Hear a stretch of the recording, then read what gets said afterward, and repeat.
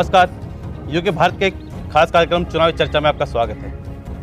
और आज यूके भारत पहुंचा है कलियर विधानसभा में, जहां हमारे साथ मौजूद है आम आदमी पार्टी के प्रत्याशी सादाब आलम। सादाब जी, सबसे पहले आपका स्वागत है जी। सादाब जी, जानना चाहेंगे सबसे पहले, जैसे कि आम आदमी पार्टी ने उत्तराखंड में दस्तक दी, तो और पार्टियों के कैसे रिएक्शन देखने को मिल रहे हैं? पत्रकारों से बेहतर कौन बता सकता है साहब ये बताइए मुझे, मगर आप खुद बताइए कि आज के जो हालात हैं, कहीं ना कहीं सर्वे में आम आदमी पार्टी तीसरे स्तंभ के रूप में तो आई है, मगर अब जो सर्वे आया है उत्तराखंड के अंदर, वो सरकार बनाने का सर्वे आया है। आज के टाइम में उत्तराखंड में आम आदमी पार्टी की सरकार बन रही है, क्योंकि लोग बाग बीजेपी और कांग्रेस से परेशान हो चुके हैं। और क्यों परेशान ना हो, क्योंकि इन्होंने सिर्फ और सिर्फ बड़ी बड़ी घोषणाएं की हैं, धरातल पे कुछ नहीं। कैसे धरातल पर कुछ नहीं, क्योंकि इनके जो विधायक है वो तो लाख दावे करते हैं कि उन्होंने बहुत ऐसे काम करा दिए हैं कि जिनकी जरूरत थी। और अगर देखा जाए विधानसभा क्लियर में आपने क्या देखा आज तक, जो आप यहाँ पर चुनाव लड़ने के लिए? मैं एक विधायक प्रत्याशी हूँ आम आदमी पार्टी से, तो मैं विधायक जी से सम्मानपूर्वक ये कहना चाहूँगा कि आप अपना रिपोर्ट कार्ड पेश कीजिए और जनता को बताइए आपने क्या काम कराए हैं। आप जनता को बताइए आपने 10 सालों में विधायक रह के कितनी नौकरियां लगवाई हैं। आप जनता को बताइए कि कितने गरीबों के मकान बनाए हैं। आप जनता को बताइए आपने कितने सरकारी नलके लगवाए हैं। आप जनता को बताइए कितने गरीबों के घर पे छप्पर हटा के आपने लिंटर डलवाए हैं। आप जनता को बताइए यहाँ पे कितने युवाओं का रोजगार दिलवाया है। आप जनता को बताइए कितने रोडवेज बस अड्डे बनवाए यहाँ पर। आप जनता को बताइए कितने कॉलेजेस बनवाए यहाँ पर। आप जनता को ये बताइए कि यहाँ पर रोजगार आएगा कैसे। आप जनता को ये बताइए यहाँ पर रोजगार आया क्यों नहीं है अभी तक। तो अगर ये बात है तो कैसा लगता है आपको, क्योंकि लगातार 2012 में भी वो विधायक बने, 2017 में भी वो विधायक बने, तो ऐसा क्या कारण लगता है कि कलियर विधानसभा की जनता ने उन्हीं को क्यों चुना अगर उन्होंने कुछ काम नहीं कराया? देखिए साहब, एक राजनीतिक माहौल होता है। आज तक यहाँ का राजनीतिक माहौल कुछ और था, आज तक यहाँ पे प्रत्याशी कोई और थे। आज आम आदमी पार्टी आने के बाद यहाँ का माहौल कुछ अलग है। आम आदमी पार्टी वो पार्टी है जिसको सर्व समाज सपोर्ट करता है, चाहे वो हिंदू हो, मुसलमान हो, सिख हो, ईसाई हो, सबकी सपोर्ट है। आज भी मेरे यहाँ पे चाहे वो दलित समाज से हो, सैनी समाज से हो, रोड बिरादरी से हो, जोजा बिरादरी से हो, तेली बिरादरी से हो, मलिक बिरादरी से हो, अगर मैं बिरादरीवाद की करूँ तो सारे लोग मुझे समर्थन दे रहे हैं और सारे अपनी मोहब्बतों से नवाज रहे हैं। मेरे पास बड़े बड़े चेहरे नहीं है, मगर मेरे पास आम जनता है, मेरे पास युवा है, मेरे पास वो माताएं बहनें हैं जिनको ज़रूरत है, जिनके पीले कार्ड बने हुए उनको राशन नहीं मिल रहे, जिनके सफ़ेद कार्ड बनने उनको सफ़ेद कार्ड नहीं बनाए गए, लोगों की पेंशन नहीं आ रही है, महिलाएं रो रही हैं, गिड़गिड़ा रही हैं, मगर उनकी कोई सुनने वाला नहीं है। तो ऐसे लोगों के लिए, ऐसी महिलाओं के लिए काम करने की ज़रूरत है यहाँ पर। अगर देखा जाए तो जो विपक्ष के जो नेता है या विधायक की बात करें तो उनका कहना था कि आप पैराशूट प्रत्याशी हैं, आए हैं चुनाव लड़ेंगे, हारें या जीते, उसके बाद फिर चले जाएंगे। सब पैराशूट क्या होता है, मेरी ये बात समझ में नहीं आई। और कहना कि बाहरी व्यक्ति है। कौन सा बाहरी? मैं उत्तराखंड से किसी विदेश से कूद के आया हूँ यहाँ पर, या कहीं से छलांग मारी है मैंने यहाँ पर। मैं उत्तराखंड का बासिंदा नहीं हूँ, मेरा पहचान पत्र उत्तराखंड का नहीं है। जनता को बेवकूफ़ बनाने का इससे अच्छा तरीका कोई हो ही नहीं सकता। एक तरीका तो ये है, कांग्रेस वालों ने याद कर रखा है कि हाय लल्ला, कांग्रेस की सीट निकाल दो ना तो बीजेपी आ जाएगी। ये कांग्रेस वाले बिल्कुल दिमाग में से निकाल दें, ठीक है। इस बार आम आदमी पार्टी है, बीजेपी की सीट ना पीरान कलियर से कभी निकली है ना कभी निकलेगी। और दूसरा, निकले भी क्यों, बीजेपी ने कितना रोजगार दे दिया पीरान कलियर को। यहाँ पे निशंक जी सांसद हैं, तो नंबर एक बात तो यहाँ पे आके खत्म होती है बीजेपी।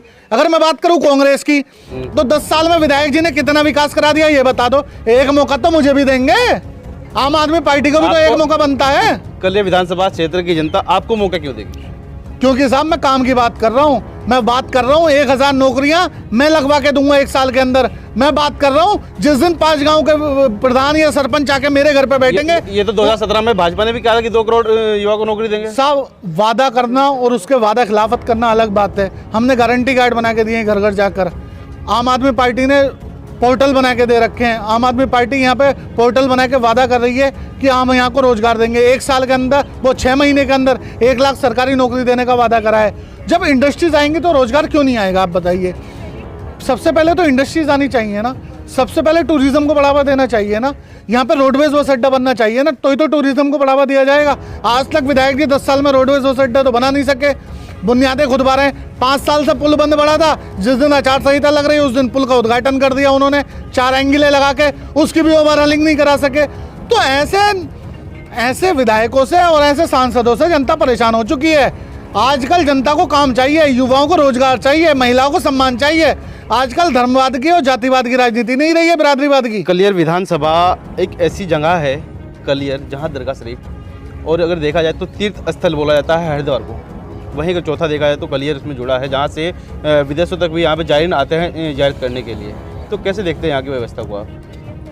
देखिए साहब, बिल्कुल घटिया व्यवस्था बना रखी है यहाँ की। छोटे छोटे बच्चे भीख मांगते हुए मिलेंगे आपको यहाँ पे, बड़े बुजुर्ग लोग यहाँ पे आपको भीख मांगते हुए मिलेंगे। आप ये बताइए यहाँ पे अनाथालय क्यों नहीं बनाया गया? अगर छोटे बच्चे हैं तो आप ये बताइए ऐसे बच्चों के शिक्षा व्यवस्था के इंतजाम क्यों नहीं किए गए? आप ये बताइए रैन बसेरे के अंदर बेड क्यों नहीं डलवाए गए आज तक? उस रैन बसेरे के अंदर क्या जाड़ों के अंदर अंदर हीटिंग की कोई सुविधा दी गई है क्या? उस रैन बसेरे के अंदर चारों तरफ कैमरे लगाए गए हैं? आप मुझे बताइए कि रोडों की कितनी सफाई रहती है यहाँ पर? ये जो दुकान वाले हैं यहाँ पर, इनके लिए क्या इस पूरे एरिया को खूबसूरती करने के लिए क्या किया गया है यहाँ पर? क्यों यहाँ पे ज़ायरीन आने के बाद यहाँ का मैसेज एक अच्छा लेके जाएं, उसके लिए कोई काम किया गया है? कोई भी काम नहीं हुआ, सिर्फ ढकोसलेबाजी है और कुछ नहीं है। क्षेत्र की जनता अगर आपको चुनती है तो आप पहली प्राथमिकता आपकी क्या रहेगी? सबसे पहली प्राथमिकता मेरी हिसाब यहाँ पे रोजगार के लिए रहेगी। उसके बाद दूसरी प्राथमिकता मेरी यहाँ पे शिक्षा के लिए रहेगी। तीसरी मेरी यहाँ पे ट्रांसपोर्टेशन व्यवस्था के लिए।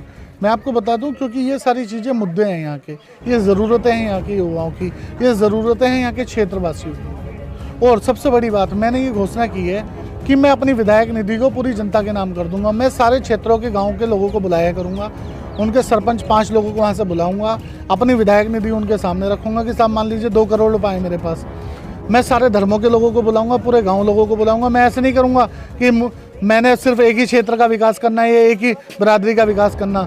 मुझे हर क्षेत्र में हर एरिया का विकास करना है और मुझे उसके लिए काम करना है। मैं उन लोगों को बुलाया करूंगा। पहले कहीं 10,000 रुपये का काम होना है तो पहले 10,000 रुपये का काम होगा, उसके बाद 10 लाख का काम होगा। मैं गरीब जनता का भला करना चाहता हूँ। मैं चाहता हूँ रोज़गार यहाँ पे आए, मैं चाहता हूँ यहाँ पे शिक्षा व्यवस्था अच्छी हो, मैं चाहता हूँ यहाँ पे जिन बेटियों की शादी नहीं हुई, जिन बेटियों की शादियाँ हुई, उनको सरकार से सहायता मुहैया करा सकूँ।